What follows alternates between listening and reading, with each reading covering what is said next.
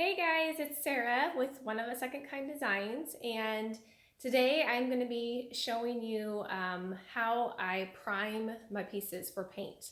So here I have this dresser that I have already cleaned and sanded a little bit, not fully down to the bare wood, but in some areas, like I sanded it down to bare wood up here because the previous surface or stain, whatever was on it, was just like kind of chipping off. So I knew that it needed to come off.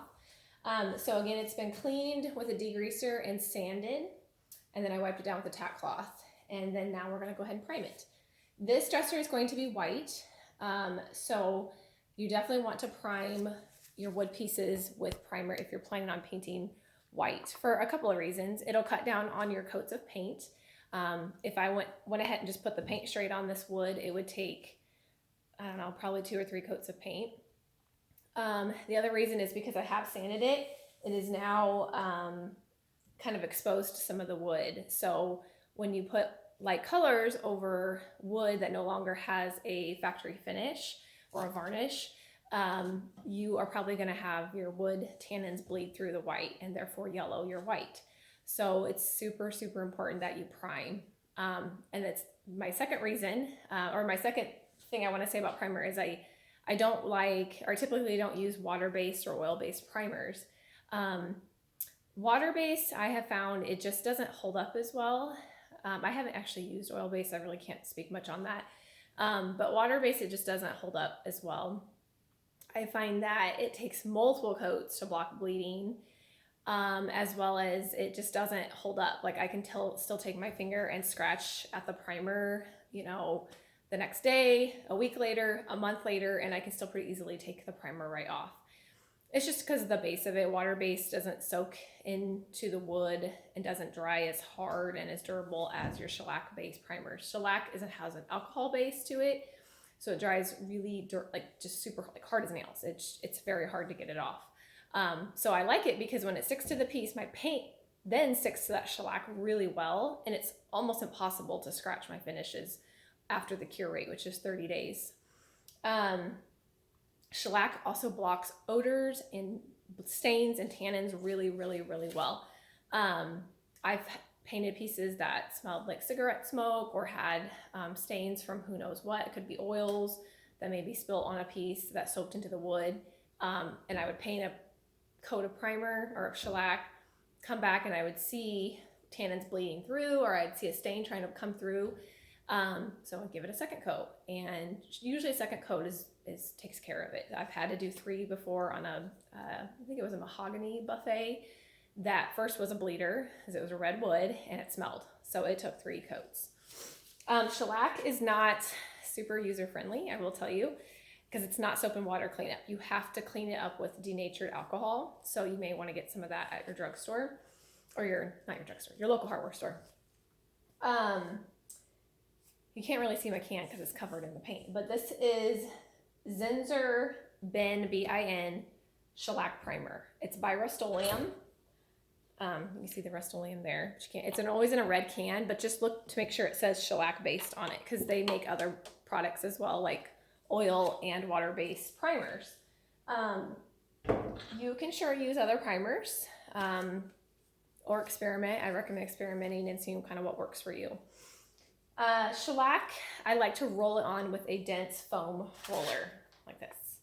I have tried to use it ruins your brushes unless you're going to clean up all your brushes with denatured alcohol, which I don't want to do that because it can dry out your brushes. I don't use any good quality products when I'm putting shellac on, just a foam roller and a foam brush.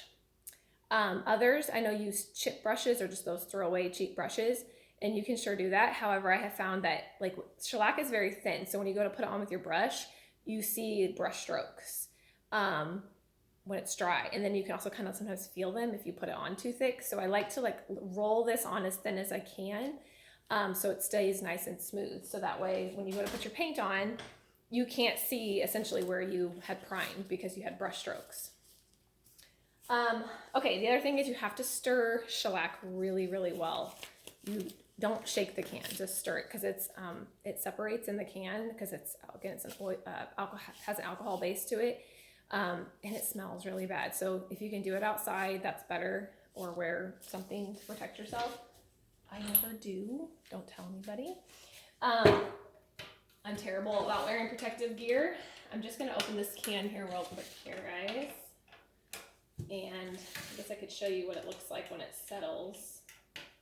I actually just used this a few days ago, so it's not too bad. But stir stick, and you'll want to stir it. It's kind of like yellow. When it separates, it's yellow at the top, so you'll want to stir that in really well. And then I just pour it into this cheap, like, plastic liner. This is actually a liner.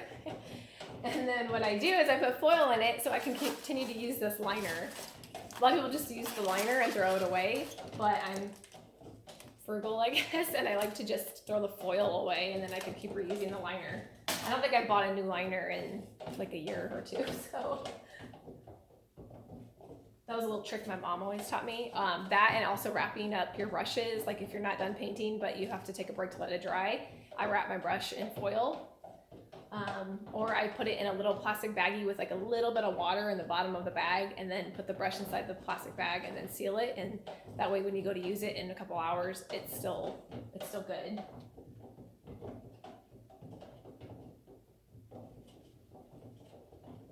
Okay, so that started pretty well, so I'm gonna go ahead and pour it into here and just start rolling it on. I'm gonna keep my little foam brush handy to catch any drips, because it is very thin, so it will drip if you don't be careful, and it dries really fast, so you have to sort of work pretty quick. You don't want to overwork shellac. You want to just apply as quickly as you can and kind of move on. Let me grab this and just try to clean up my can here.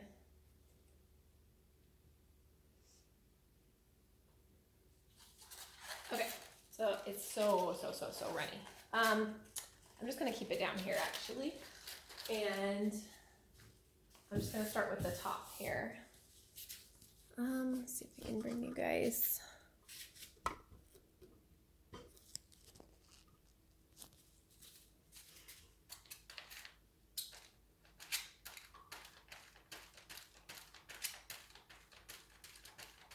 So you don't want to have your roller like dripping with the shellac. Just try to do as thin as you can, so it's not, see, it's not like sitting there dripping off my roller. Don't press too hard.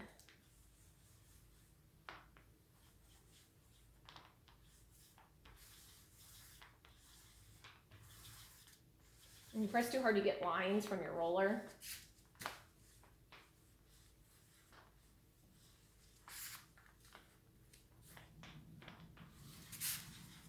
This is probably gonna need 2 coats if I had to guess.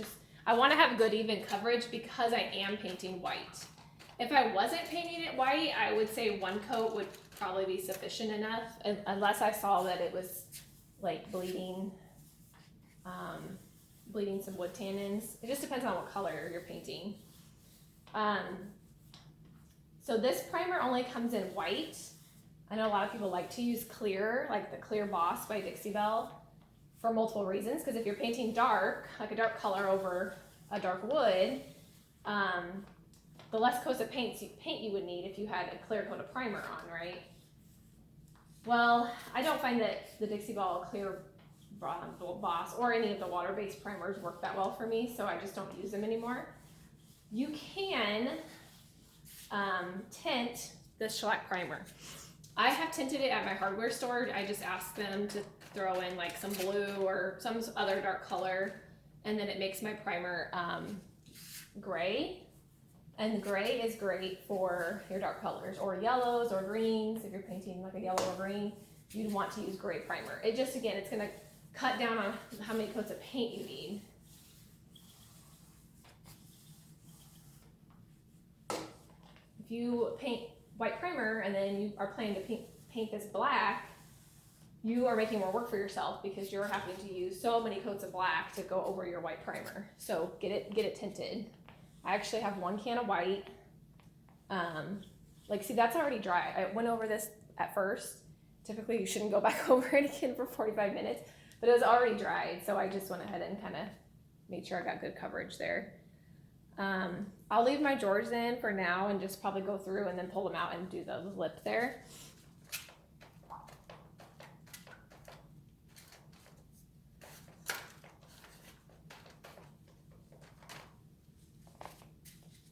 Actually, it'd probably be ideal to take these out and just do this on the floor because I'm going to get drips otherwise.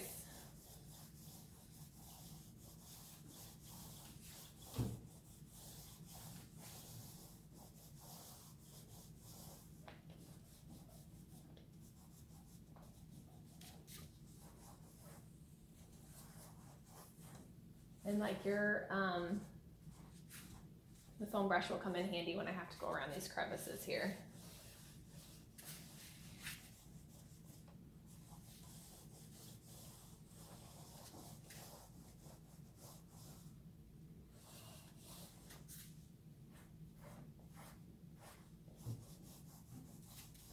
Trying to kind of get in that crack there.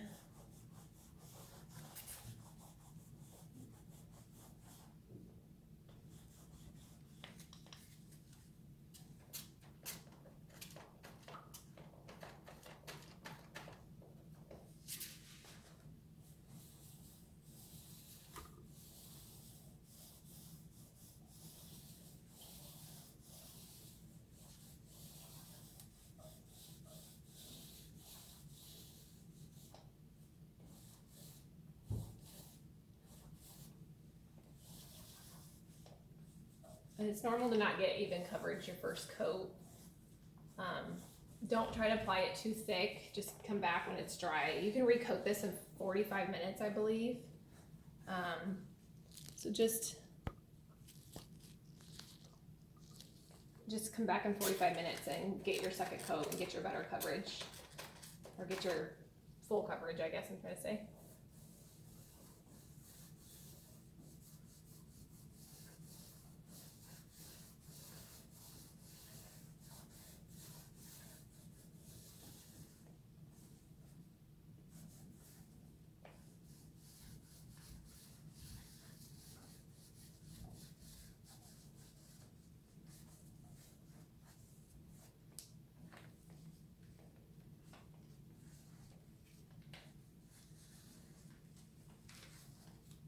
Try my best to, so you can't really like roll these legs very well.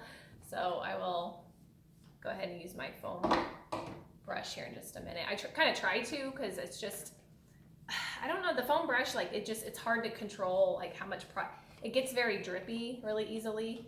And also the shellac like eats the foam. Like this will get really gross and it'll start to like rip and pull. I don't know why, but the shellac is just like, it eats away at it or something. So sometimes I've had to, depending on the size of my piece, like I've had to actually change out my roller for my second coat because the roller is just like, it just ripping and tearing. I don't know why, but apparently the shellac just eats at it.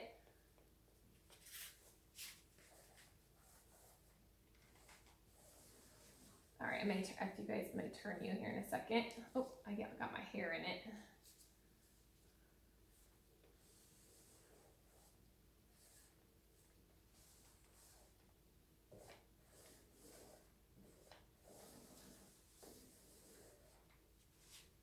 So I like mostly got the leg actually pretty well with the with the foam roller.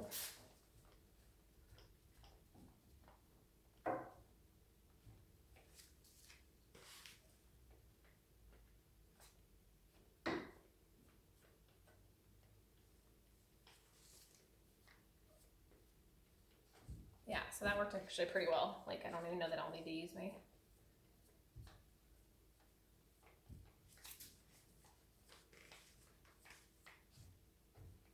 brush. Okay. So I guess I could do this top drawer here real quick.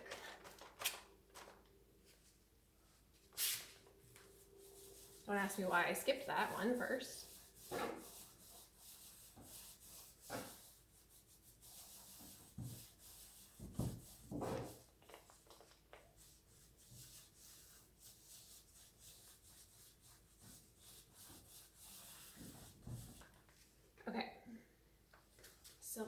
turn it here.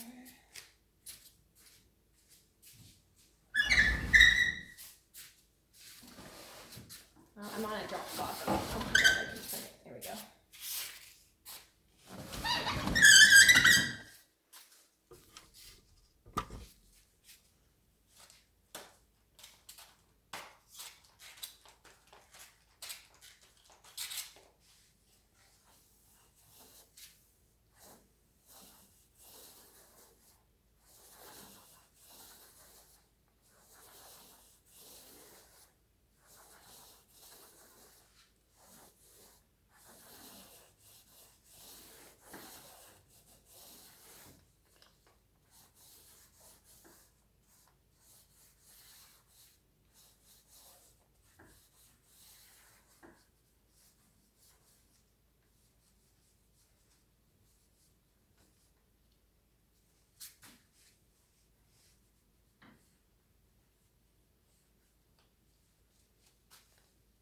Okay, so like up here is where I'm going to use the little foam brush, and like, see what I mean? Like it just starts to really drip, so you have to kind of,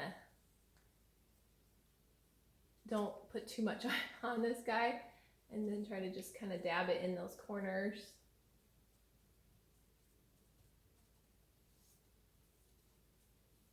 It's gonna look terrible, guys. It really does.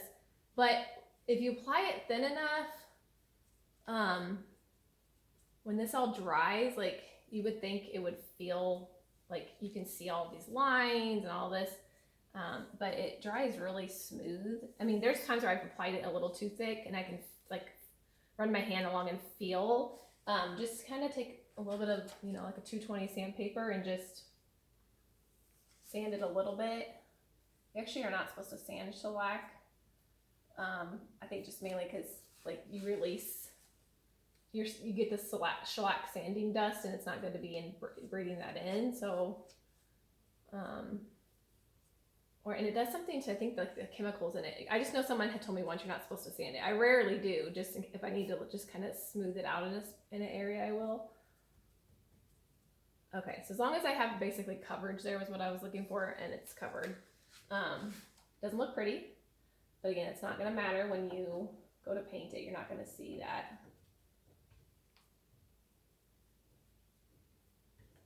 The key is just getting it on in a way that it's still smooth, so you don't see anything when you are, you know, going to paint. You don't see like where you have lines and thick globbed areas of primer.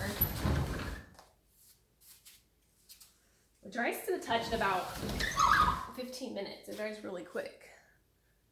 Okay, so I'm just going to kind of do in here now, probably with my foam brush. You guys can still see.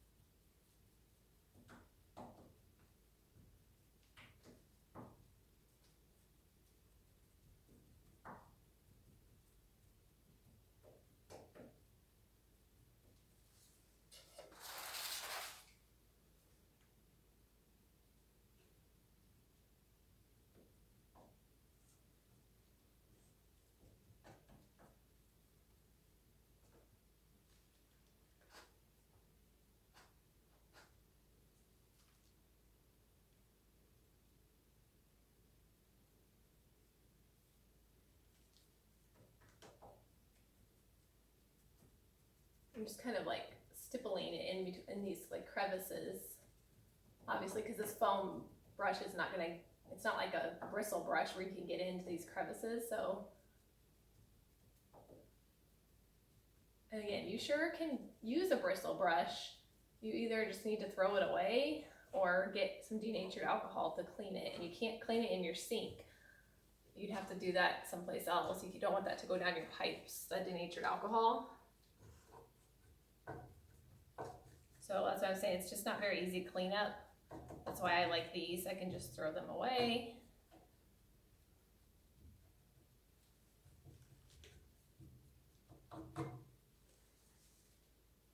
And like my foam brush is already given out on me a little bit, so.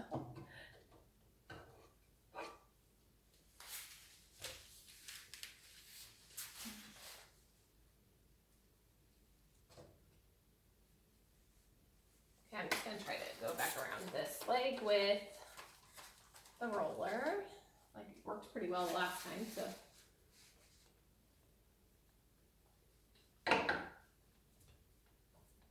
Uh-oh, got hair.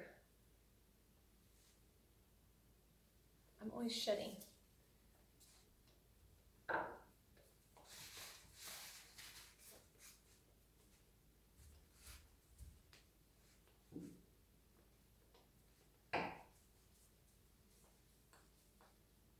Oh, I think it's on my roller.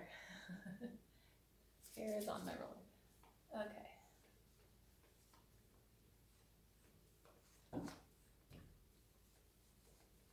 I like to I shouldn't say, I typically don't lay a drop cloth down, but it's good too because you guys, this stuff gets on your floor. It is so hard to get it out. It takes, again, the denatured alcohol and scrubbing, like if it's, especially if it's dried and you have to like scrape at it and it just, it's difficult to clean up. So that's also why I'm wearing gloves. I never used to wear gloves, but then it'd be on my hands for like a week. And I don't think it's very good for your skin either, so.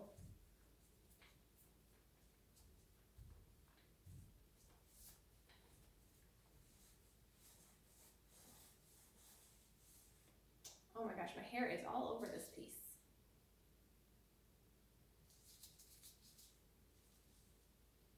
And it's still on me. There we go.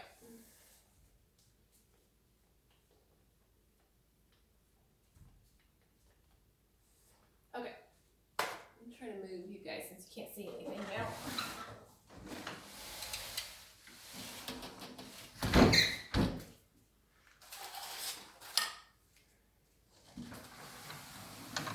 This thing's on rollers, but because it's on the drop cloth, it's hard to move it.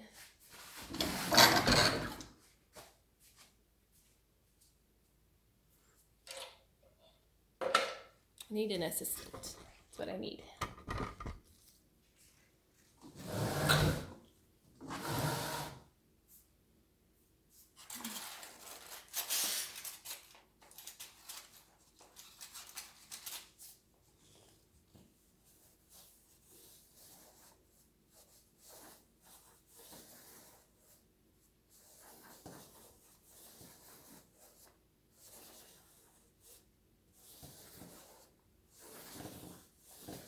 So we'll second coat this today, later today,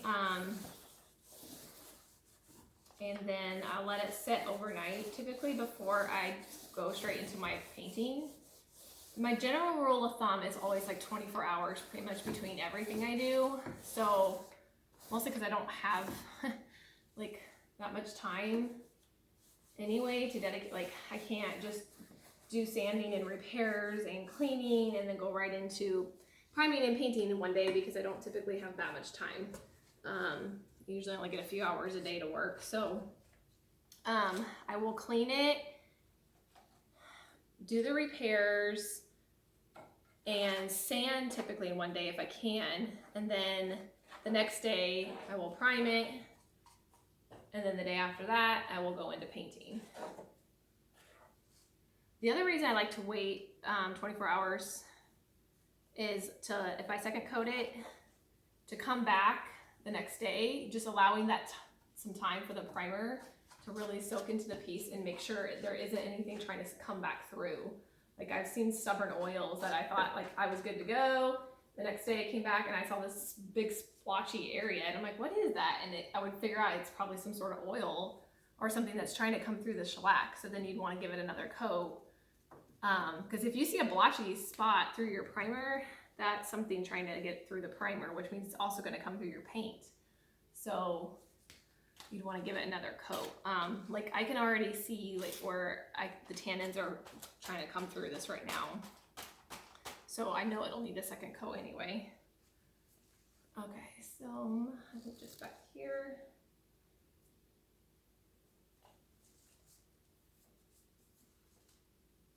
I almost always get some drips around these legs.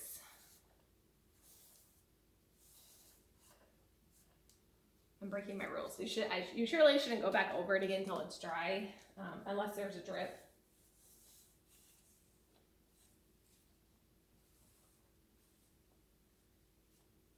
Which, when you're done, like go walk around your piece and look for drips, because I always find some. And you can sand your drips out, but it's obviously ideal to catch them before they dry. Okay. All right, I'll open the drawers. These front ones should be pretty dry now.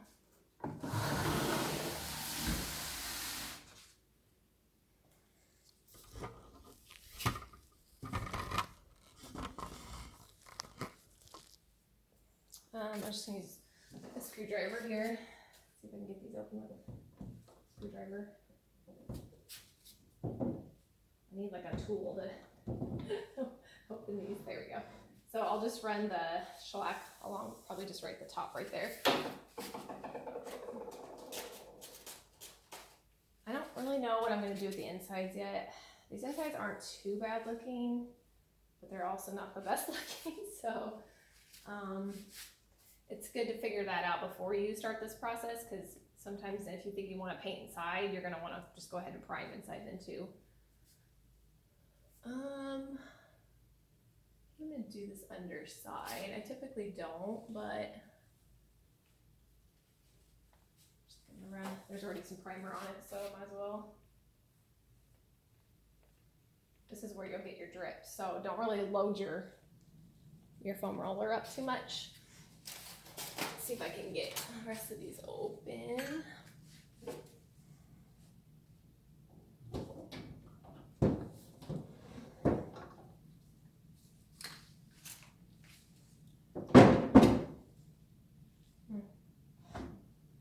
There's like a drip right there.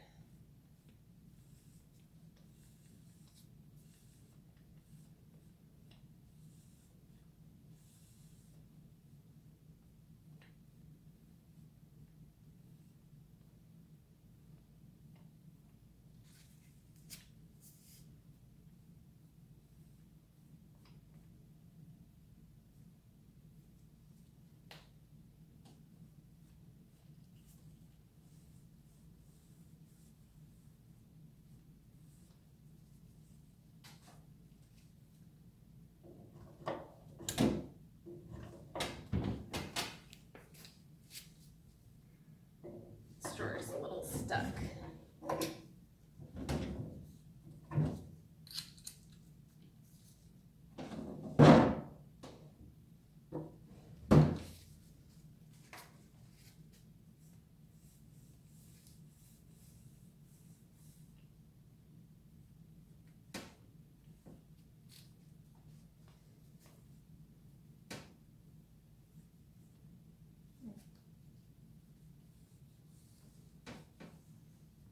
So say you get it somewhere that you don't want, want to get it like I just did. I just got it on the side of this drawer. That's when you want your denatured alcohol handy, which I don't have. I'm just gonna grab a rag and some water and try to clean it off. Steel wool, if you use steel wool, that will also take it off. You can just take that right onto raw wood and scrub at it. But before this dries, I'm gonna try to get it off with a little bit of just a damp rag. It doesn't easily come off. So I never have the denatured alcohol right on hand when I'm doing this, because I've been doing it long enough that usually I'm pretty careful, but it's not a bad idea to just have have it open and ready to maybe use if you need to clean up quickly. So I'm not too worried about it because I'll be able to get it off with some steel wool as well, and it's just a little bit on the side of my drawer there. Okay. So last one here. And then once I get to my second coat, that's when I'll worry more about getting kind of in these grooves and such there. And there's a drip right there, I think. Yep.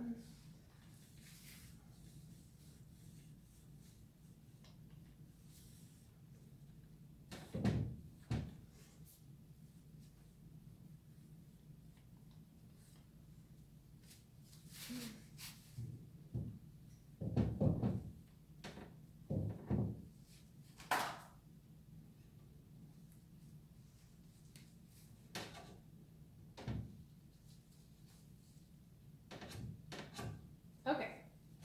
All right, guys. So, oh, I see I dripped a little bit on the wheel back there too. So I'll clean that up.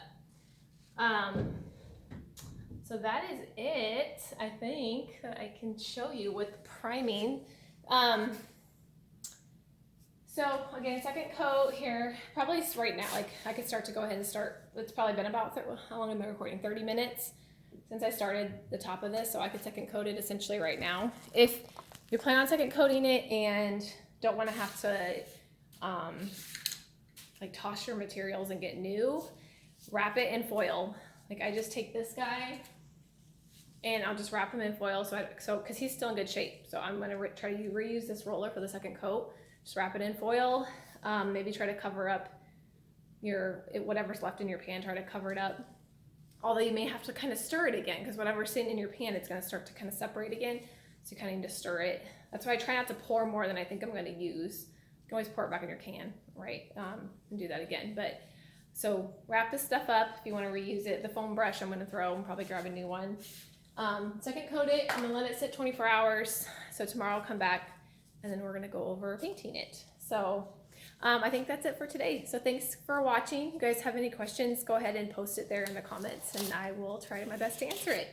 Thank you. Have a great day.